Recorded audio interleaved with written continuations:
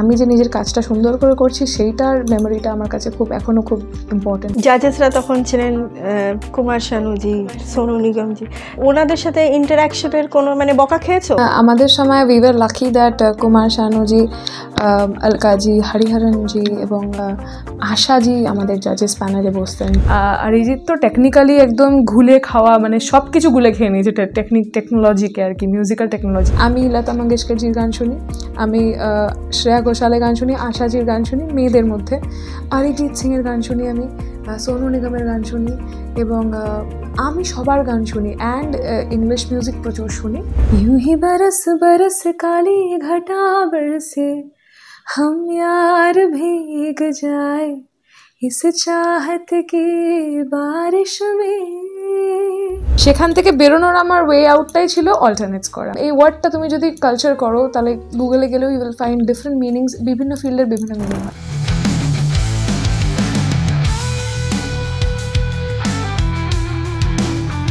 G Sa Re Ga Ma Pa 2014 champion Anwesha Dutta. Reality shows to playback singing, অন্বেষার musical journey, struggles, behind the scenes, আর আছে live music. সন্ধ্যাবেলায়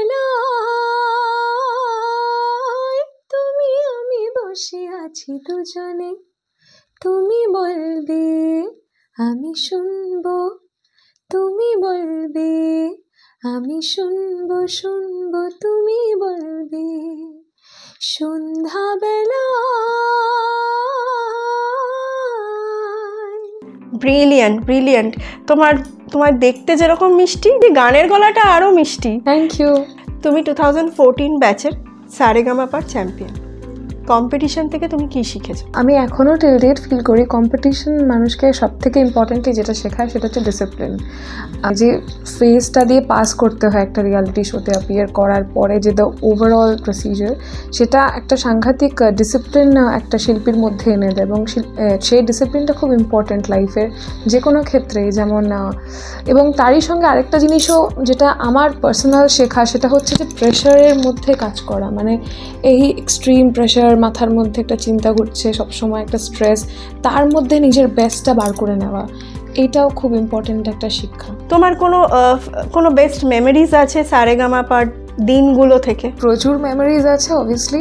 এক একটা এপিসোড, এক একটা পারফরমেন্সের পরের মুহূর্তগুলো খুবই স্পেশাল হতো, যখন অত বড় বড় গুণী জাজেসরা আমার প্রশংসা করতেন। মানে প্রশংসা পাওয়ার থেকেও বেশি একটা কোনো কিছুর উপরে আমি ওয়ার্ক করেছি অনেক দিন ধরে, সেটাকে এক্সিকিউট করে তারপরে সেটার শোনা যেটা ভালো হয়েছে, বা সেই এত দর্শকের ভালোবাসা পাওয়াটা প্রত্যেক দিন বেসিসে টিভিতে যখন অ্যাপিয়ারেন্সেস হতো তখন আশপাশ থেকে লোকেরা প্রত্যেকে বলতেন যে ভালো হচ্ছে। ওই যে আমি যে নিজের কাজটা সুন্দর করে করছি সেইটার মেমোরিটা আমার কাছে এখনো খুব ইম্পর্টেন্ট। জাজেসরা তখন ছিলেন কুমার শানুজি, সোনু নিগমজি, ওনাদের সাথে ইন্টারাকশনের কোনো মানে বকা খেয়েছো? আমাদের সময় we were lucky that Kumar শানুজি, অলকাজি, হরিহরনজি এবং আশাজি আমাদের জাজেস প্যানেলে বসতেন। তো শিখেছি অনেক। তখন আমার বয়স খুবই কম, আমি তখন সবে 17 থেকে 18 হচ্ছি, এবং সেই সময় আশাজি এক একটা এপিসোডে আসতেন আর আমাদের শরীর ঠান্ডা হয়ে যেত মানে ওনার সামনে পারফর্ম করা, কারণ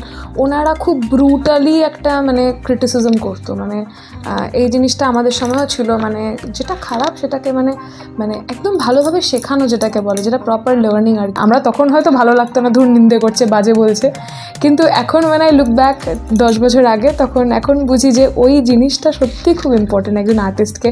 যখন তাকে আশাজি আও না গলে লাগালো না গানটা শেখাচ্ছে, তখন সত্যি মানে সেটা তার কাছে খুব বিশাল একটা পাওনা। মানে ওনার মতো একটা লেজেন্ডারি আর্টিস্ট যাকে আমরা পুজো করি লিটারালি, আশাজি, সে যখন আমাকে শেখাচ্ছে নিজের গলায় গেয়ে যে আও না গলে লাগালো না এভাবে গাইতে হয়। দুটো লাইন শুনে।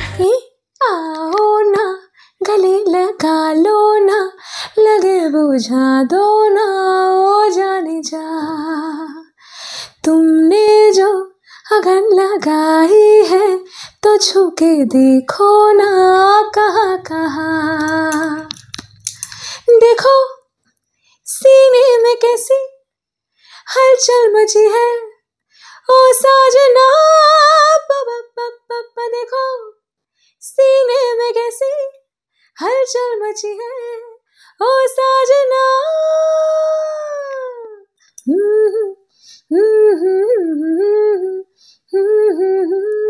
এই যে প্রথমে যে এই এই যে এটা তখন আমার গলায় আসেনি, মানে আমাকে শেখাচ্ছে আশাজি এসে নেই গাতে, ঠিক সে গাও, এই বলো। আর আমি তখন পারছি না, আমি এই মানে আমার ওই বিষয়টা আসছেই না। তখন জাজেস প্যানেলে বাকি জাজেসরা বলছেন যে अरे वो क्या, उसका भी छोड़ दो, उसकी उम्र अभी नहीं हुई, आज से 5 साल बाद खुद से गा लेगी। তো ব্যাপারটা সত্যি যে এইসব ক্ষেত্রে কিছু জিনিসের এক্সপিরিয়েন্স, তখন তো ছোট, তখন ওই সিডাক্টিভ ওয়েতে এ বলাটা আমার আসে। মানে আমি ক্লাসিক্যালের ছাত্রী ছিলাম, আমি শুনছিলাম শ্রী জয়ন্ত বোসের কাছে তালিম নিয়েছি। তো গুরুজির কাছেও যখন একটা আলাপ বা একটা রাগ থাকতো, যখন কোনো একটা জায়গায় মনে হতো যদি একটু ভুল হয়ে যায়, ওখানেই হাত পা কাঁপতো। সেখানে এত বড় বড় জাজেসদের সামনে লাইভ পারফরমেন্স, তুমি প্লেব্যাকে কিছু? আমি প্লেব্যাক করেছি, কিন্তু সেগুলো এখনও ওটা অ্যাগেন একটা আলাদা স্ট্রাগল। সেই স্ট্রাগলটা আমার এখনও চলছে, কারণ ইন্ডাস্ট্রিতে মানে সবসময় সব কিছু ক্র্যাক করে না ঠিক করে। জিঙ্গলস করেছি, অ্যাডস করেছি, এবং তারই সঙ্গে অনেক ছোটোখাটো সিরিয়ালসের মধ্যের গান এবং যেগুলো হয় আর কি, এগুলো সব প্রচুর করেছি। কিন্তু ফিল্ম প্লেব্যাকস আমি করেছি রিসেন্টলি। একটা মুভি ডাল বাটি চুরমাতে আমার একটা গান ছিল রবীন্দ্রসঙ্গীত। হ্যাঁ, তো প্লেব্যাকস করেছি কিছু, কিন্তু আমার ক্ষেত্রে সেরকম ভাইরাল হওয়া বা রিমার্কেবল প্লেব্যাক আমি এখন অবধি করে উঠতে পারিনি, মানে সেগুলো হয়নি এখন অবধি viral. So I am still waiting for that opportunity. We all are waiting for the same. তোমার ব্যান্ডের নাম অল্টারনেট, আমরা সবাই জানি, এবং প্রচুর পারফরমেন্স করো। তো এই নামটার সিলেক্ট করার পেছনে কি অন্য কোনো কারণ? আর হ্যাঁ, এই ব্যান্ডের ফর্মেশন হওয়ার পরে কি হাজব্যান্ড হয়েছে, নাকি আগে হাজব্যান্ড জীবনে এসছে তারপরে এই ব্যান্ডের ফর্মেশন হয়েছে, বা ইন্সপিরেশন পেয়েছো হাজব্যান্ডের কাছে? ব্যান্ড বিষয়টা মানে আমি যেটা তোমাকে এক্ষুনি বললাম যে আমি অলওয়েজ ফিল করি যে আমি কনসার্ট করার জন্যই জন্মেছি, যেটা আমরা অবশ্যই শাস্ত্রীয় সঙ্গীতে তালিম নিই বা আমরা ক্লাসিক্যাল শিখি বাই করি, কিন্তু ছোট থেকে যেই পার্টিকুলার জনরাটা বা যেই পার্টিকুলার লাইফস্টাইলটা আমাকে প্রচণ্ডভাবে অ্যাট্রাক্ট করতো, সেটা হচ্ছে যে ওয়েস্টার্ন মিউজিকের যে চলনটা, মানে কনসার্টটা ওরা যেভাবে করে। আমাদের এখানে তো ফিল্ম মিউজিক চলে, তোমরা তো জানোই, ওখানে ফিল্ম মিউজিকের থেকে বেশি ওখানে জাস্ট মিউজিক চলে। সিনেমার উপরে ভর করা নয় মিউজিকটা। এখানে যেরকম সিনেমা হলে মানে এখন তো তাও ইন্ডিপেন্ডেন্ট মিউজিক, অরিজিনাল মিউজিক চলছে, কিন্তু মানে চলটা কম, কিন্তু বিদেশে ইন্ডিপেন্ডেন্ট মিউজিকের সিনটা বেশি। এবং ওই কনসার্টসে বড় বড় স্টার্সরা পারফর্ম করে, মানে প্রচণ্ড এনজয় করে, এবং সেই ভাইবটা আমাকে ছোটো থেকে প্রচণ্ড অ্যাট্রাক্ট করে। এই জন্য আমার চিরকালের স্বপ্ন ছিল যে আমি একজন কনসার্ট আর্টিস্ট হব, মানে আমার প্রচুর গান থাকবে, সেই গানগুলো আমি পারফর্ম করবো স্টেজে লাখ লাখ লোকের সামনে। সেটা হলো, অ্যান্ড তারপরে this reality show happened in my life, and সেই রিয়ালিটি শোটা আমাকে একটা খুব বড় হাইপ এবং প্ল্যাটফর্ম দিয়েছে। থ্যাঙ্কস টু ইট আমাকে যত মানুষেরাই চেনে ওটার জন্যই চেনে। কিন্তু তারই সঙ্গে এই রিয়ালিটি শো কোথাও না কোথাও মানুষকে নিজের একটা টাইপ কাস্ট করে দেয়, এটা আমি বিলিভ করি। মানে মানুষে যারা আমাকে পুরোপুরিভাবে চেনেন না, তাদের কিছু ধারণা আছে আমার সম্পর্কে যে আমি একটা প্যাটার্নের গানই পছন্দ করি, গাইতে বা ভালোবাসি। তো সেটা থেকে সেই ব্যারিয়ারটাকে ভাঙার জন্যই আমি অনেকদিন ধরে চেষ্টা করছিলাম কবে আমি নিজের ব্যান্ডটা ফর্ম করবো। মানে আমি যেটা বলছিলাম তোমাকে যে মানুষ একটা যেরকম ধারণা নিয়ে নেন, সেটাতে কোনো ক্ষতি নেই। Again that's a nice thing. মানুষ আমাকে ভালোবাসেন, পুরোনো গান শুনতে ভালোবাসেন আমার থেকে। এখনও অনুষ্ঠান করতে যাই, আমার কাছে এসে পুরোনো গানই রিকোয়েস্ট করেন। কিন্তু at the end of the day আমার মানে যে প্যাশনটা, যে গানগুলো আমি পারফর্ম করতে চাই, সেগুলো সামহাও হয়ে ওঠেনি এত বছর, কারণ ওই অন্বেষা, সারেগামাপার অন্বেষা এইভাবে গায়, এই প্যাটার্নটা মানুষের মাথায় বসেছিল। সেখান থেকে বেরোনোর আমার ওয়ে আউটটাই ছিল অল্টারনেটস করা। এই ওয়ার্ডটা তুমি যদি কালচার করো, তাহলে গুগলে গেলেও you will find different meanings, বিভিন্ন ফিল্ডের বিভিন্ন মিনিং হয়। সো এই ওয়ার্ডটার মানে অল্টারনেট, মানে another version of me kind of this. So এইটা থেকে অল্টারনেট জিনিসটা আমি স্টার্ট করলাম। বাট এই 2023-তে আমি সামহাউ এই পুশটা আমার লাইফে পেলাম, আমার সেই কলটা এলো যে না Anwesha, you have to do this now, and I started মানে alternates. That was, if I'm not wrong, that was your husband? Yeah kind of that. এখন আমার হাজব্যান্ড, বাট সেই সময় আমরা যখন সবে শুরু করি তখন আমাদের আলাপটাও হয় ব্যান্ড মেকিং প্রসিজারের টাইমেই। মানে ইটস ভেরি আইরনিক্যালি যে আমার ওর সাথে আলাপই হয় ব্যান্ডটা করার জন্য। মানে সামহাউ বিভিন্ন বন্ধু বান্ধবের সূত্রে আমাদের আলাপ হয়। হি ওয়াজ দ্য ড্রামার অ্যান্ড আমি তখন গান গাই, এবং দুটোই খুব ভিন্ন টাইপের জিনিস। মানে এরকম না যে গিটারিস্ট আর ভোকালিস্ট গান গাইছে পাশে বসে গিটার। এইখানে দুজনের একটা পছন্দ অপছন্দ মিশে যায় সামহাউ। তো সেখান থেকে আমরা এই ব্যান্ডটার জার্নিটা, তখন কিন্তু আমরা রিলেশনশিপে নেই বা আমরা ডেটও করছি না, তখন we were just friends and আমরা জাস্ট ব্যান্ডটাই ভালোভাবে করতে চাইছি অল্টারনেটস। তখন মেম্বার্স চেঞ্জ হলো, এই হলো সে হলো, একটা বিরাট ধাক্কা গিয়ে ফাইনালি আমাদের ব্যান্ডটা হলো। সেটার আমি মানে পুরোটাই ক্রেডিট আমি মানে অভিরূপকেই দেবো। এবং তারই সঙ্গে হ্যাঁ আমার সঙ্গে কনস্ট্যান্টলি স্টিক করেছিল, মানে পার্সোনালি নয়, এটা আমি প্রফেশনালিই বলছি। এই ব্যান্ডটা এখনও অবধি কিন্তু এখন তো আমাদের অন্য মেম্বার্সরাও মানে তারাও আমার সবাই বন্ধু এবং সবাই মিলে দাঁড় করে রেখেছি। কিন্তু ইনিশিয়াল ফেজটা ওয়াজ রিয়েলি টাফ, কারণ তখন অবধি ব্যান্ডটাকে প্রেজেন্ট করাটাও খুব টাফ ছিল। সেই সময় প্রচুর ঝড় গেছে, কিন্তু অভিরূপের সঙ্গে আমার সেই সময় আলাপ এবং আমাদের রিলেশনশিপটা আর এই ব্যান্ডটার জার্নিটা যেন একসাথে চলছে, মানে এখন অবধি তাই। এরপরে অন্য একটি কোনো এপিসোডে অভিরূপ আর অন্বেষাকে একসাথে পেতে পারি আমরা, তাই তো? কারণ অবভিয়াসলি দুজন মিউজিশিয়ান এক ছাদের তলায় থাকলে, এটা অনেকে বলে না, দুটো মিউজিশিয়ান একটা বাড়িতে থাকলে কিন্তু ক্লাশ লাগবেই, মানে যে কোনো কিছু। সেই ক্লাশটা যে সবসময় যে আনহেলদি বা ঝগড়া ঝামেলার ক্লাশ হবে তা নয়, it can also be a very fruitful clash আর কি, মানে হেলদি ক্লাশ, মানে যেটাতে আর কি দুজনের ক্রিটিসিজম করছে, দুজনের ব্যাপারে ক্রিয়েটিভ কথাবার্তা বলছে। তো সেই ক্ষেত্রে একজন আর্টিস্ট যখন আরেকজন আর্টিস্টের সঙ্গে থাকে তখন অনেক কিছুই জানা যায়, অনেক কিছুই বোঝা যায়, নিজেকে অনেক দিক থেকে ইমপ্রুভ করা যায়। এই হচ্ছে এটা আমি বিলিভ করি। শোনা যায় যে রিয়েলিটি শো এর যারা চ্যাম্পিয়ন বা উইনার্সরা হয় তারা খুব তাড়াতাড়ি হারিয়ে যায়। তো এটা ট্রিকি কোয়েশ্চেন। হারিয়ে যায় জিনিসটা খুব সাবজেক্টিভ, জানো তো। হারিয়ে যায় অ্যাজ ইন কী হয়, একটা রিয়ালিটি শোতে যেরকম মানে খুবই একটা মানুষকে, একটা সিঙ্গারকে খুবই ব্রাইটলি একটা স্পটলাইটের মধ্যে প্রজেক্ট করা হচ্ছে, সেই প্রজেকশনটা তো রিয়ালিটি শোটা রিয়ালিটি শোটা শেষ হয়ে গেলে পরেই শেষ হয়ে যায়, তখন আসল স্ট্রাগল শুরু হয় সেই আর্টিস্টের। অ্যাকচুয়ালি আমাদের মনে হয় একটা রিয়ালিটি শো জিতে গেলে আমরা বিরাট কিছু করে ফেলেছি, কিন্তু অ্যাকচুয়ালি তাই না। অ্যাকচুয়ালি একটা আর্টিস্টের জার্নি শুরু হয়, reality show will only give you the hype, মানে রিয়ালিটি শো তোমাকে জাস্ট একটা স্টেপ তুলে দেবে, প্ল্যাটফর্ম দেবে, the rest is your life. তারপরে কিন্তু আসল স্ট্রাগলটা শুরু হচ্ছে, ওই হাইপটা বা ওই জিনিসটাকে ধরে রাখার স্ট্রাগলটা। এবার সেটা অনেক সময় অনেকে রেখে দিতে পারে, অনেক সময় অনেকে রেখে দিতে পারে না, এটা ভ্যারি করে টাইম টু টাইম। ভাইবটা থাকে সেটা এখন তো অনেক বেটার হয়ে গেছে জিনিসপত্র, এখন with the influence of social media সবাই জোনেই থাকে, এখন তো সবাই ফলো করতে পারে এবং মানুষের ওয়ার অ্যাবাউটস দেখতে পারে। আগে তো আরও টাফ হতো, আগে এই কথাটা সত্যি আমরাও ছোটোবেলায় শুনেছিলাম যে রিয়ালিটি শো থেকে বেরিয়েছে, এখন আর খুঁজে পাওয়া যাচ্ছে না। এখন তো মানে না, বিকজ এখানে এত কম্পিটিটার্স বলছে, আমি ভুল বললাম, এত contestant, competitors is also the right word, কারণ কম্পিটিটার্স তো সত্যিই তৈরি হচ্ছে, এত পার্টিসিপেন্টস এভরি ইয়ার হচ্ছে এটা, তো সেখান থেকে প্রচুর ছেলেমেয়েরা বেরোচ্ছে, সবাই ট্যালেন্টেড, তো কম্পিটিশন তো ডেফিনেটলি বাড়ছে। ওই জন্য তাদের মধ্যে কিছু পার্সেন্টেজ অফ লোক, যারা ধরো তুমি এখন একটা ব্যান্ড ফর্ম করেছো, ব্যান্ড নিয়ে পারফরমেন্স করছো, কিন্তু অনেকে হয়তো প্লেব্যাকে চলে গেল, বা অনেককে হয়তো সত্যিই দেখা যায় না সেইভাবে, তারা হয়তো বাইরে বিদেশে প্রোগ্রাম করছে বা সেইভাবে হয়তো লাইমলাইটে আসে না। এমনি বললাম না, এই লাইফটা as a musician, as a performer, এই লাইফটা একটু মানে অনেকটাই স্ট্রেসফুল। সো অনেকেই এই স্ট্রেসফুলনেসটা নিতে না পেরে অনেকেই ড্রিফট করে ধুর আর করবো না করে অন্য জায়গায় চলে যায়। এবার এই লড়াইটা তো লাইফ টাইম লড়াই, প্রফেশন প্যাশনের জায়গা এটা, ভালোবাসার জায়গা এটা।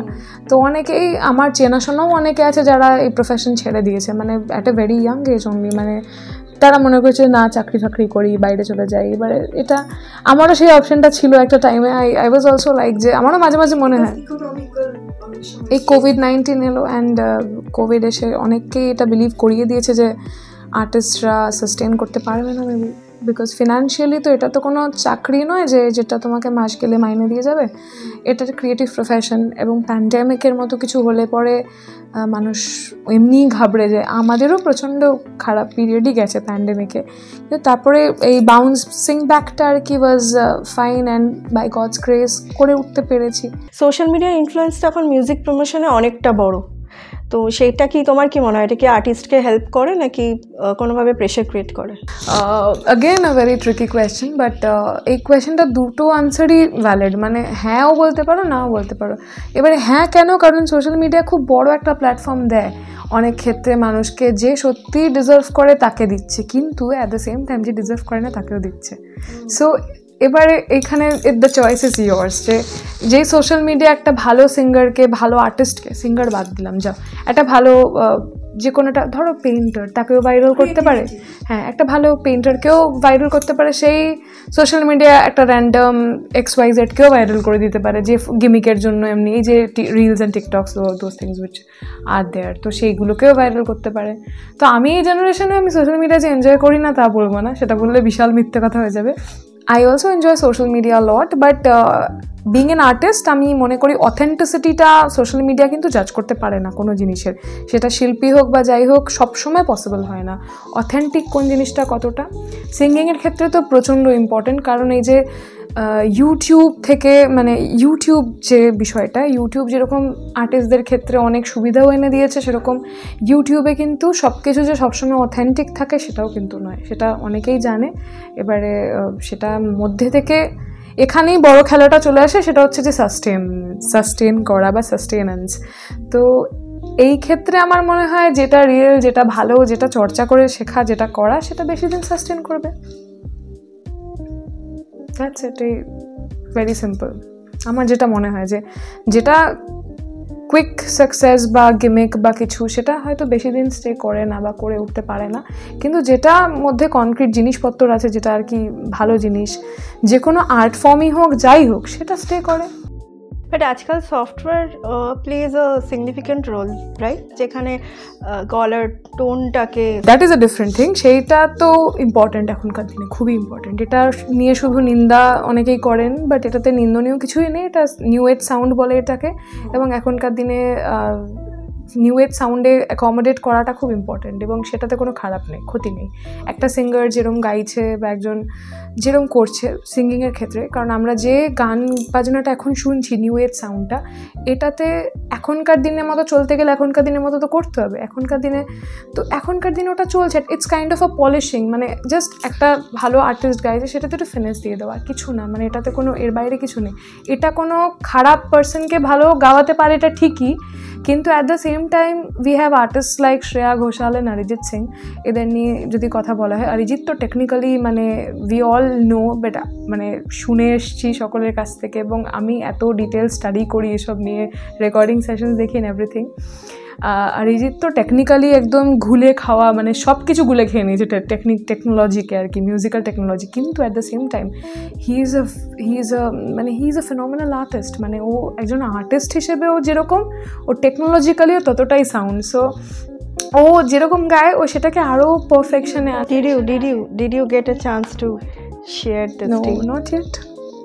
Hope someday. এই ওয়েটটা যাতে একদিন কাজে দেয়। I want to share a stage with him, definitely. That's my dream. I idolize him like anything. And also Shreya Ghoshal, মানে she is my favorite, and আমি after Lata Mangeshkar and Asha ji, যদি I feel that only artist যে এখন অবধি, even in fact actually এটা biasness বললে হবে না, বাট এখনকার সকল আর্টিস্টদেরকে আমি ভীষণ পছন্দ করি। মানে আমি কোনো পার্টিকুলার নাম নেব না, বাট প্রত্যেকেই ভীষণ, আমি সব রকম মিউজিকই ফলো করি।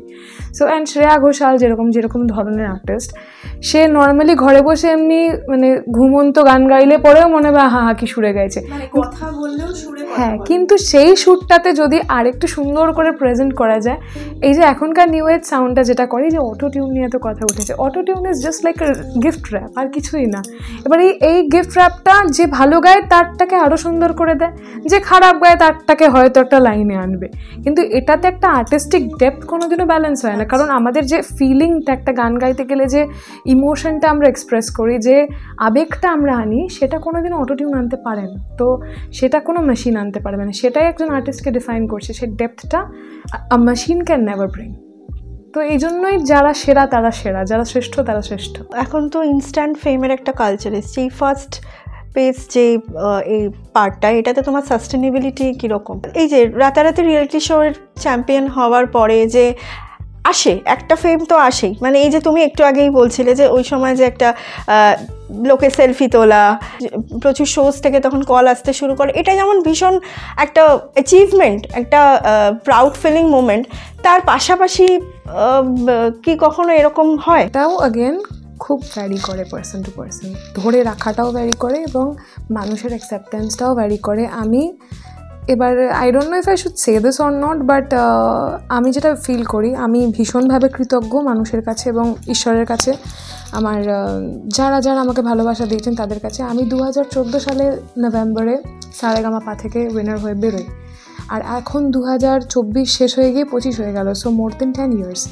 এই 10 বছর পরেও এখনও কিন্তু আমি রাস্তায় দাঁড়ালে পরে দুটো লোক হলেও কিন্তু 2-4টে লোক হলেও তারা কিন্তু এসে ছবি তুলতে আসে, বা এমনি দেই তুমি অন্বেষা না, তোমার গান খুব ভালো লাগে, এই কথাটা বলতে আসে।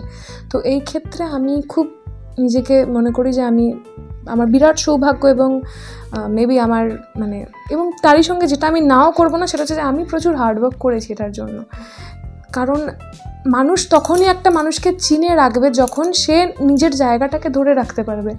এই প্র্যাকটিসটা, এই যে প্র্যাকটিস সেশনটা যেটা দিয়ে আমাদের কথাটা শুরু হলো, রেওয়াজ করা, প্র্যাকটিস করার থেকেও বেশি ইম্পর্ট্যান্ট নিজেকে একটা জায়গাতে স্টেবল রাখা, নিজের মাইন্ডটাকে স্টেবল রাখা, এবং গানের মধ্যে থাকা, মিউজিকের মধ্যে থাকা, নিজের প্যাশনের কাছে ট্রু হওয়া। এই অনেস্টিটা একজন আর্টিস্টের কাছে খুব ইম্পর্ট্যান্ট একটা ফ্যাক্টর। আমি গত 10 বছর ধরে আমি কিন্তু মিউজিকটাকেই নার্চার করেছি, আমি এটাকেই আমার লাইফের একমাত্র জিনিস হিসেবে ভাবি, আর কিচ্ছু ভাবি না। I read a lot of books, I watch movies, I do everything. আমি ঘুরি প্রচুর, ছবি তুলি, মানে আমি প্রচণ্ড এক্সট্রোভার্ট একটা মানুষ, কিন্তু আমার ভেতরের মিউজিকটা যেটা, সেটা কিন্তু সারাক্ষণ আমার মধ্যে দৌড়ায়। তো এই জায়গাটা থেকে ওই জিনিসটাকে কাল্টিভেট করাটা খুব ইম্পর্ট্যান্ট। আমি প্রত্যেকটা পারফরমেন্সকে আমার নিজের একটা লাইফের একটা করে, আমি অনুষ্ঠান টাচফুট প্রচুর করি, তো সেই প্রত্যেকটা অনুষ্ঠানকে আমি ইকুয়াল প্রায়োরিটি দিই আমার লাইফে।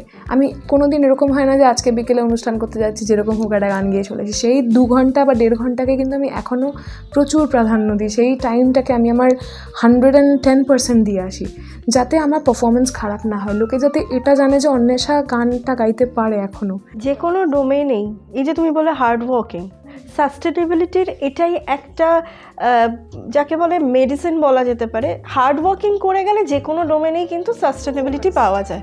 মানে এই যে বললাম না, অনেকে ড্রিফট করে গিয়ে অন্য ফিল্ডে চলে গেছে, এবার এই ফিল্ডে থাকাটা কিন্তু বিশাল একটা চ্যালেঞ্জ। আমি তোমাকে বললাম একজন আর্টিস্টের মাথা কোনো সময় ঠান্ডা থাকে না। এই যে আর্টিস্টরা বিভিন্ন রকম এত রকম স্টিগমা আসে, আর্টিস্টরা এত কিছু সুসাইড বগেরা অবধি করে না, পারসিস্টেন্টলি ফোকাস থাকা ইটস ভেরি ইম্পর্টেন্ট। এত কিছু ঘটে আর্টিস্টদের জীবনে, তার রিজনটা একটাই, কারণ একটা আর্টিস্টের মাইন্ড একটা সাধারণ লোকের মাইন্ডের মতো ভাবে না। তার মাথায় কিন্তু, আমি তোমার সামনে বসে আছি, আমার মাথায় কিন্তু 10টা জিনিস চলছে, এবং সেটা যে সবসময় মিউজিক রিলেটেড তাই না, অনেক রকম জিনিসই ঘুরে। একটা আর্টিস্টের মাইন্ড খুব কমপ্লেক্স হয়, মানে দ্য সায়েন্স সেজ ইট। তো এই জন্যই বলছি যে সেই কমপ্লেক্সিটিসগুলোর মধ্যে দিয়ে নিজে ফোকাসটা রাখাটা খুব ইম্পর্ট্যান্ট। এই ফোকাসটা তুমি যতদিন রাখতে পারবে you will be able to. আর একটা পয়েন্টের পরে সবাই পেরে ওঠে না, একটা টাইম আমাদেরকেও দেখো, শ্রেয়া ঘোষাল একজনই হয়েছে, ঠিক আছে, বাকিরা কিন্তু সবই সামওয়্যারই আছে। এটা খুব ব্রুটাল একটা সত্যি কথা, এটা মেনে নিতে হবে। এটা মেনে নিতে হবে যে আমি এই মুহূর্তে দাঁড়িয়ে শ্রেয়া ঘোষাল হয়ে যেতে পারবো না, আমাকে সামওয়্যার থাকতে হবে ওই লাইনের আর কয়েকজন সিঙ্গার্সদের মতো। তো আমার ভাগ্যে যদি থাকে শ্রেয়া ঘোষাল বা তার মতো কিছু হওয়া, তাহলে অবশ্যই হব। আর যদি আমি সেটা নাও হতে পারি, তাও আমি আমার 100%টা দেব এই জিনিসটাতে, এই ক্রাফটটাতে। এই যে এক্ষুনি ডিপ্রেশন টপিকটা উঠলো, মিউজিক এখন এন্টারটেনমেন্ট তো শুধু নয়, ডিপ্রেশন হিলিংয়েরও কাজ করে। তো এই ব্যাপারে তোমার কি ওপিনিয়ন? আমার ক্ষেত্রে হ্যাঁ অবশ্যই, it's a big time thing. আমার তো এখনও মেজাজ খারাপ হয়ে গেলে আমি আধ ঘন্টা কানে ইয়ারফোন গুঁজে, এই তো মানে তোমরা বেরোনোর একটু পরেই আমি কানে হেডফোন গুঁজে হাঁটতে বেরিয়ে যাবো। হ্যাঁ, আমি জাস্ট র্যান্ডম গান শুনি। আমার প্লেলিস্ট শুনলে তোমরা পাগল হয়ে যাবে, যেটা মানুষের এরকম, এই শুনছো ঘুম ঘুম চাঁদ শুনছি, তার কিছুক্ষণ পরেই কোনো একটা কোল্ড প্লে শুনছি। সো আমার প্লেলিস্টটা একদম এপার এপার এপার এপার এপার এপার থেকে আসে। আমি সব বললাম না, আমি সব শুনি, আমি সব শুনি। আমার একটা ফুল ফ্লেজেড পারফরমেন্স যদি দেখো অন্বেষা ইন দি অল্টারনেটসে, তাহলে তুমি দেখবে আমি স্টার্ট করি যারা যারা দিয়ে। কিছু কিছু গান না মানে পুরনো হয়েও কিন্তু পুরনো হয় না, রিমিক্স হোক বা সেটাই থাকুক। যখন গাড়িতে যেতে যেতে FM রেডিও স্টেশনে যখন এই গানগুলো শুনি, চ্যানেল ফ্রিকোয়েন্সি চেঞ্জ করি না, কিন্তু যার জন্য আমরাও যে ব্যান্ডে এই গানটা পারফর্ম করি আমাদের সিগনেচার সং হিসেবে, আমি মানে যারা দর্শকরা দেখছেন অন্বেষা ইন দি অল্টারনেটসের যারা যারা ভার্জনটা যদি শোনো, আমি কিন্তু বলেছি গানটার একটা পার্টও চেঞ্জ হবে না, মানে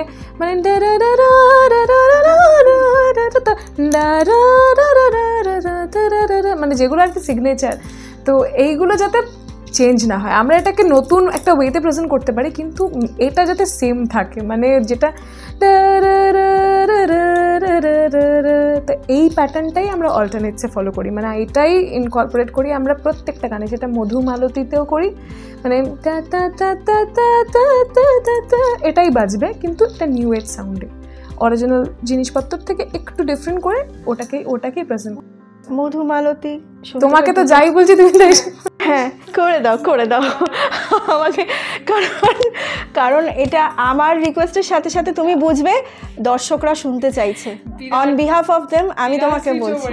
অল্টারনেটসের পারফরমেন্স হচ্ছে, আমার অল্টারনেটস পারফরমেন্স না, আমি এখন মিস্টার অভিরূপকে আমি এখন পাশে পাচ্ছি না যে ড্রামটা বাজাবে বা তোমার গিটারিস্টও পাশে নেই, তুমি খালি গলায় গিয়ে দাও দুটো লাইন জাস্ট। এটা অল্টারনেটসের পারফরমেন্স হচ্ছে কেন জানো, কারণ আমরা যখন স্টেজে পারফর্ম করি এই জিনিসটাই হয়, আমরা একটা প্যাটার্ন করছি হঠাৎ করে একটা অডিয়েন্স থেকে রিকোয়েস্ট এলো এক্ষুনি একটা সন্ধ্যা মুখোপাধ্যায়ের গান শোনাতে হবে, করতেই হবে, তো এইটাই হচ্ছে কথা। না, মধুমালতী শোনাবো। মধুমালতী ডাকে আয় ফুল ফাগুনের এ খেলায়, মধুমালতী ডাকে আয় যুথিকামিনী কত কথা, যুথিকামিনী কত কথা গোপনে বলে মলয়ায়, মধুমালতী ডাকে আয়। ব্রিলিয়েন্ট, মানে কিছু বলার নেই। অন্বেষা এই গানটা গাইছে ওর গলার সুরের সাথে সাথে ওর কিছু স্কেচেস এখানে পেন্টিং রয়েছে, হয়তো ও গিফট পেয়েছে, এটা আমরা যদি দেখাতে পারি, মানে আমি ওটার সাথে ওর শ্যুটটাকে রিলেট করাবার চেষ্টা করলাম, এত সুন্দর লাগছে। আর ওর রুমে যখন ঢুকেছি একটা ওয়াল পুরোটাই, আমাদের মাস্টার ক্যামেরায় ওটা হয়তো দেখা যাচ্ছে, একটা ওয়াল পুরোটাই ট্রফিজ অ্যান্ড অ্যাওয়ার্ড। উপরের ঘরে আমাদের যেটা, মানে আমাদের উপরের ঘর, মানে ওইখানে আরেকটা সেট আছে এটার পুরো।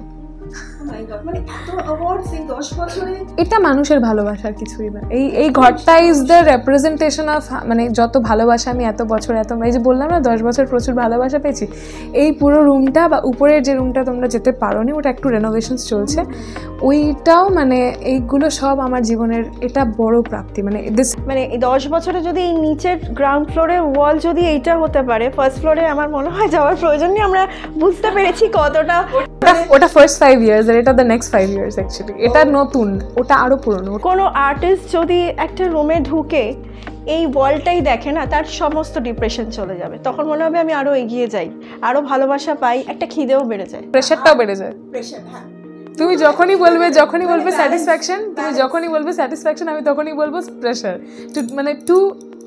To do it sustain again. কারণ ওই যে বললাম না একটা কথা, আমি যাতে খারাপ গাইতে, মানে একটা আর্টিস্টের মাথায় জানো তো, যে সে যদি ট্রু আর্টিস্ট হয় সে সবসময় এটা ভাববে আমি যদি খারাপ গাইতে শুরু করে দিই, এই ভয়টা জন্যই মানুষ কাজ করে, মানে এটার জন্য পরিশ্রম করে, রেওয়াজ করে, প্র্যাকটিস করে। আমি কোনো একজন আর্জের আর্টিকেল বা কোনো একটা রিলসে দেখেছিলাম, মনে পড়ছে না, সে একজন বড় আরজে, মানে এমিনেন্ট আরজে, অনেক পুরনো আরজে, কোনো একটি FM চ্যানেলে, তো সে এরকম শেয়ার করছিল যে একদিন ভোরবেলা আমার হঠাৎ ঘুম ভেঙে যায়, আমার মনে হলো দুঃস্বপ্ন দেখলাম যে আমার ভোকাল কর্ডটা নষ্ট হয়ে যায়নি তো, মানে ইট হ্যাপেন্স, মানে যারা আর্ট অ্যান্ড কালচারের মধ্যে থাকে না, ট্রাস্ট মি, আমার যদি একটা বেসিক গলায় ব্যথা হয়, ধরো এটা খুব সিলি একটা জিনিস হতে পারে যে আমার ঠান্ডা লাগে খুব, এটা এটা তো শুনলাম যে ঠান্ডা লেগে ধরো গলা বসে গেল, এটা তো হয় সিজনাল অনেকেরই, ওই তখন আমার মধ্যে একটা ফিয়ার ঢুকে যে আমার গলাটা যদি ঠিক না হয়,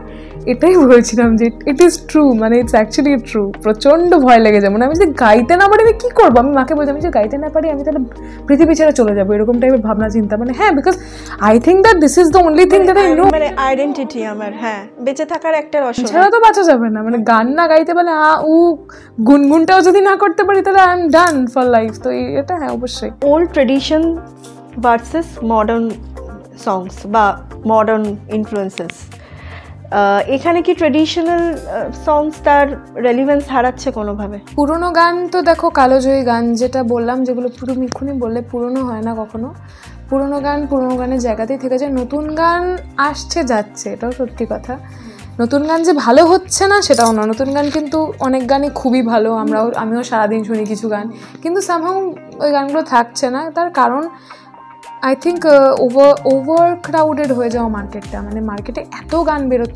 বেরোচ্ছে মানুষ কটা মাথায় রাখবে। তো এই তো 2 দিন আগে একটা গান হিট হলো, এখন আবার আরেকটা গান, প্যাটার্নটাও সিমিলার হয়ে যাচ্ছে, বড্ড মনোটোনাস হয়ে যাচ্ছে।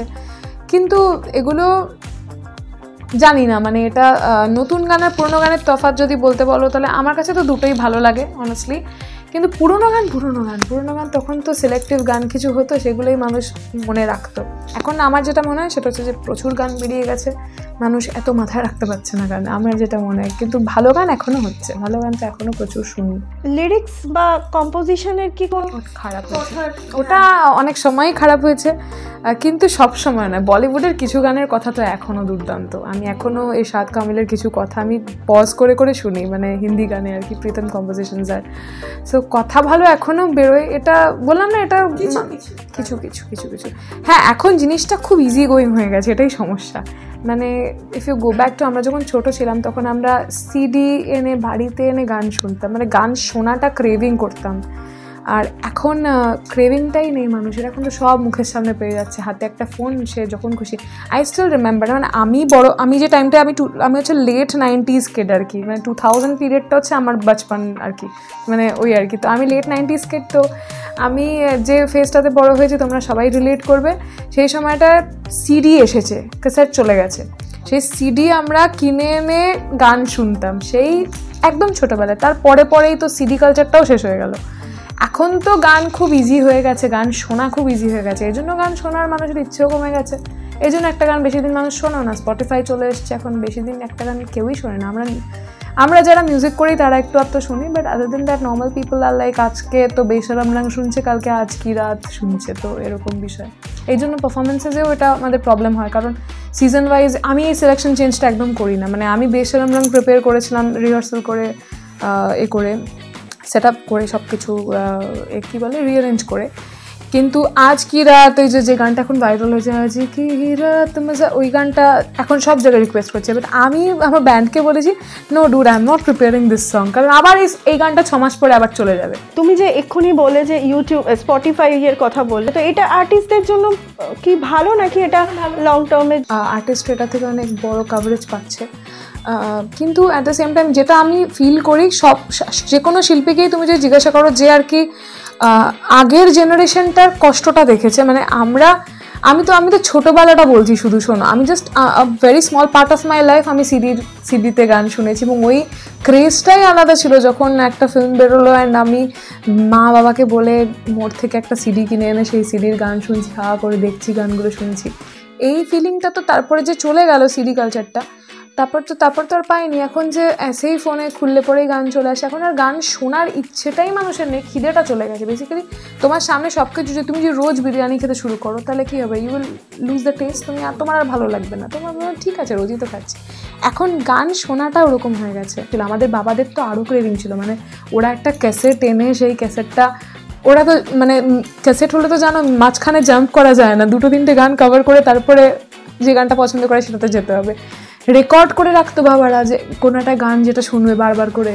তো এই যে ক্রেভিংটা, সেটার জন্যই তখনকার মিউজিকটা এখনও স্টে করছে, কারণ তখন মানুষের সেই খিদেটা ছিল, এখন ইজি অ্যাভেলেবেল হয়ে গেছে। আগে আমরা যারা আমাদের আগের জেনারেশন তো বাদ দিতাম, যেটা বলছিলাম শেখার ক্ষেত্রে ফাউন্ডেশনটা খুব ইম্পর্ট্যান্ট, যেটা এখন বাবা মারা যারা ছেলে মেয়েদেরকে ছোটো ছোটো বাচ্চাদেরকে গান শেখাতে যাচ্ছেন, তারা কিন্তু এটা ভেবেই গান শেখাচ্ছেন যে আমার ছেলে মেয়ে রিয়ালিটি শোতে অ্যাপিয়ার করবে, পারফরমেন্স করবে, এটা ভেবে গান শেখাতে যাচ্ছে। এবার আমি এই বিষয়টার একেবারেই পক্ষপাতী নই, মানে বিকজ আমি বিলিভ করি পারফরমেন্স অনেক পরে আসে, আগে একটা মানুষকে ফাউন্ডেশনটা তো তৈরি করতে হবে। তুমি যদি ABCD না শেখো, তুমি একটা ওয়ার্ড ফর্মেশন, একটা সেন্টেন্স ফর্মেশন কোথা থেকে শিখবে? তো এই ভাবনা চিন্তাটার জন্য এখন যারা শিখছে তাদের শেখাটাও কিন্তু সামহাও খুব ইনকমপ্লিট এবং খুব স্পার্স হয়ে যাচ্ছে, বিষয়টা হচ্ছে না। আমাদের আগের জেনারেশনে যারা মার খেয়ে শিখতো, মানে যারা মার খেয়ে তালিম নিত, সেই জেনারেশনটা শিখেছে বলেই কনক্রিটভাবে কন্টিনিউ করতে পেরেছে। আমরাও ওভাবে অত ডেপথেও শিখিনি, মানে আমি বলবো যেটা, যে আমরাও বিশাল যে মার খেয়ে খেয়ে শিখেছি তা না, আমরাও সুখেই শিখেছি, কিন্তু স্টিল আমরা কিন্তু প্রেশারেই শিখেছি, মানে আমিও কিন্তু মার খেয়ে শিখেছি, মানে এক প্রকারের, মানে আমি ধরো ঝাড় খেয়েছি, মানে ভয়ে ভয়ে থাকতাম পরের দিন এসে আমাকে পাল্টা ধরবে, আমি পাল্টাটা করবো কী করে, রেওয়াজের লেসন্স দেবে, আমি ভয় পেয়ে থাকতাম সারাক্ষণ। তো এই ফাউন্ডেশনটা তৈরি হওয়াটা খুব ইম্পর্ট্যান্ট একটা বাচ্চার ক্ষেত্রে, যে গান শিখছে তার ক্ষেত্রে এটা জানাটা, মানে এই বেসিক শিক্ষাটা খুব ইম্পর্ট্যান্ট। সেটা অবশ্যই আমাদের ইন্ডিয়ানদের ক্ষেত্রে শাস্ত্রীয় সঙ্গীত বা ক্লাসিক্যাল মিউজিক, আর যদি কেউ ওয়েস্টার্ন মিউজিক শেখাতে চায়, ওয়েস্টার্ন ক্লাসিক্যাল শেখাতে চায়, সেটাতেও কোনো প্রবলেম নেই। কিন্তু এটা ভালো করে করলে পরে কী হয়, তাহলে তার ফাউন্ডেশনটা খুব স্ট্রং তৈরি হয়। আমারও যেমন তোমার এই কথা শুনে মনে পড়লো, আমার ছোটোবেলাটা মা, মানে আমার দাদু মানে নিজে গান লিখতেন, সুর দিতেন। ওই সময়টা প্রফেশনালি ডক্টর ছিলেন, আমার কাকুও তাই, শ্রী দ্বিজেন মুখোপাধ্যায়ের কাছে গান শিখেছেন, কিন্তু প্রফেশনালি ডক্টর। কিন্তু গানটার প্রতি যে ভালোবাসা, ছোটোবেলা আমার মা একটাই কথা বলতো, আধুনিক গান শিখতে হবে না, ক্লাসিক্যালটা, ইমন রাগ, ভৈরব, এই রাগগুলো, রাগাশ্রয়ী গান দিয়েই কিন্তু বেসটা শুরু হয়েছে। জানো তো, এটা আগেকার বাবা মারা বুঝতেন, এখন সামহাও আই ফিল এই ভাবনা চিন্তাটা আনে না, কারণ এখন রিয়েলিটি শোর দিকে ফোকাসটা বেশি, যেটা তুমি একটু আগেই বলে। ধারণা আগেকার বাবা মারা এটা বুঝতেন যে আধুনিক গান তো বেশিরভাগটাই প্রেমের গান হয়, এই প্রেমের গানটা গাওয়ার বয়সটা ছোট বাচ্চাদের হয় না, এবং তারা সে আবেগটা আনতে পারে না। একটা ছোট বাচ্চাকে যদি তুমি একটা প্রেমের গান ধরিয়ে দাও, সে তো তার কাছে ওই ফিলটা তো আসবে না কোনোদিনও। সব কিছুর বয়স থাকে, ছোট বাচ্চাদের এমন গানই দেওয়া উচিত যেটা তার বয়সের সঙ্গে মানানসই। এটা আমি খুব স্ট্রংলি বিলিভ করি। মানে আমি ভবিষ্যতে, আমি যদি কাউকে, আমি এখনও যাদেরকে মেন্টর করি বা পার্সোনালি প্রফেশনালি, আমি সবাইকে একটাই কথা বলি যে যার যেটা বয়স সাপেক্ষ সেই জিনিসটাই করা উচিত। কারণ একটা প্রেমের গানে আমি কোনোদিন একটা ছোটো বাচ্চার এক্সপ্রেশনে সন্তুষ্ট হতে পারি না, কেউ হতে পারে না। সেটা রিয়ালিটি শোতে চ্যালেঞ্জ দেখানোর ক্ষেত্রে ইটস অ্যাকসেপ্টেবল, কিন্তু শেখার ক্ষেত্রে নয়। আর একটা বাচ্চার সাইকোলজিটাও বোঝাটা খুব দরকার, যে তার সেও কোনটা ভালোবেসে গাইছে। কারণ এইটা আলটিমেটলি কিন্তু প্রেশার করে গান বাজনাটা হয় না, তার ভালোবাসার একটা প্যাশনটা থাকতে হবে, ছোটোবেলা থেকেই জেনারেটেড হতে হয়, তবেই কিন্তু তার ক্রিয়েশনটা তার মধ্যে আসবে একটা সময় পর। অনিশা, আমার শেষ প্রশ্ন তোমার কাছে, যে তোমার ইন্সপিরেশনকে তোমার জার্নিতে, বা তোমার আইডলকে?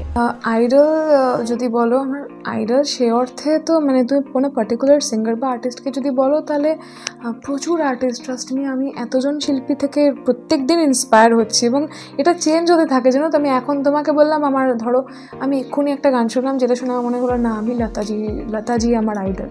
2 মিনিট পরেই আমি একটা শ্রেয়ার গান শুনবো, সেটা শুনে বলবো না শ্রেয়া ঘোষাল আমার আইডল। সো আমার আইডলটা ভ্যারি করতে থাকে। এই প্রশ্নটা জবাব আমি কাউকে দিতে পারি না, কোথাও দিতে পারি না, ছোটোবেলাও দিতে পারতাম না, কারণ এটা চেঞ্জ হতে থাকে। বাট হ্যাঁ, যেই চত্বরটাতে আমি ঘুরি সেটা আমি বলছি। আমি লতা মঙ্গেশকরজির গান শুনি, আমি শ্রেয়া ঘোষালের গান শুনি, আশাজির গান শুনি মেয়েদের মধ্যে, অরিজিৎ সিংয়ের গান শুনি, আমি সোনু নিগমের গান শুনি, এবং আমি সবার গান শুনি। অ্যান্ড ইংলিশ মিউজিক প্রচুর শুনি, সেক্ষেত্রেও প্রচুর আইডলস আছে। আমি ছোটো থেকে টেলর সুইফট ফ্যান, মানে আমি টেলর সুইফটের পুরো অ্যালবাম মেমোরাইজ করে সারাদিন ধরে গাই। তো আমার আইডল পারফরমেন্সের ক্ষেত্রে আমি টেলরকে চিরকাল আইডলাইজ করেছি, বিকজ আমার ছোটোবেলায় যেটা হয় না বাচ্চারা, ও আমার ছোটোবেলা থেকে বড় হওয়াটা টেলর সুইফটকে আইডলাইজ করেই হয়েছে। সো পারফরমেন্সের ক্ষেত্রে ইটস টেলর সুইফট। অ্যান্ড সবই শুনি, বললাম আমার কোনো ম্যান্ডেটরি কোনো ফিক্সড কোনো আইডল নেই। আমি যদি তোমাকে এখন বলেও দিই তর্কের খাতিরে যে না আমার আইডল আশা ভোজলেছি, সো আমার ক্ষেত্রে প্রথম আইডল আশাজি অ্যান্ড লতাজি অবভিয়াসলি। আমি একটা সোর্স থেকে জানতে পেরেছি, আমি বলবো না কার থেকে শুনেছি, তুমি একটা ন্যাশনাল রিয়ালিটি শোতে গেছিলে, কোনো একটা কারণে কাঁদতে কাঁদতে বাড়ি এসছো, কি ঘটনা? খাবার ভালো লাগেনি বলে। ওকে, জোকস অ্যাপার্ট, আমি একটা বড় ন্যাশনাল রিয়ালিটি শোতে সিলেক্টেড হয়েছিলাম, এবং আমি খুব ফেভারিট কন্টেস্ট্যান্টও ছিলাম ওখানকার। থাকে না কিছু কন্টেস্ট্যান্ট ওদের খুব ভালো লাগে, যাদের আর কি ওরা নিয়ে এগোতে চায়, কাজ করতে চায়। I was luckily one of them. But আমার একটা সমস্যা হয়েছিল, সেটা হচ্ছে যে আমি ওদের ওখানে গিয়ে প্রথম কথা বলেছিল যে ওই গুরু, ওখানে যে সিস্টেমটা, যে ডিসিপ্লিনটা দিয়ে আমি অনুষ্ঠান শুরু করলাম, সেই ডিসিপ্লিনে থাকতে হবে। এবং সেকেন্ডলি ওখানে গিয়ে যখন খাবারের জায়গায় গেলাম, তখন দেখলাম সব ভেজ, ঠিক আছে। তার মধ্যে এবার ভেজ তো ঠিক আছে, আমি খুব কম খাই, কিন্তু মাছের ঝোল ভাতটা আমার লাগে, ঠিক আছে, ওইটুকু না হলে আমার হবে না, মানে অল্প একটু মাছের ঝোল ছাড়া আমি খেতে পারি না। এবার বম্বে থেকে সেদিনকে, and that was the first day আমাদের গ্রুমিং সেশনসের, অ্যান্ড আমি গিয়ে দেখি সব খাবার কেমন যেন, আমি প্রচণ্ড কাঁদছি। তো বাবাকে ফোন করলাম, বাবা বললো খাবার ভালো না, চলে মা বলছে না খবরদার আসবি না, দাঁতের দাঁত চেপে থেকে যা, দাঁতের দাঁত চেপে থাকবি, একদম আসবি না, ঢুকতে দেবো না তোকে ঘরে। সবাই রিকোয়েস্ট করছে যে শুরুটা যেমন গান দিয়ে হচ্ছে, শেষটাও একটা তোমার পছন্দের গান দিয়ে হোক। আ আরো দূরে চলো যাই, ঘুরে আসি, মন নিয়ে কাছাকাছি, তুমি আছো আমি আছি পাশাপাশি, ঘুরে আসি। আরো দূরে চলো যাই, ঘুরে আসি, মন নিয়ে কাছাকাছি, তুমি আছো আমি আছি পাশাপাশি, ঘুরে আসি।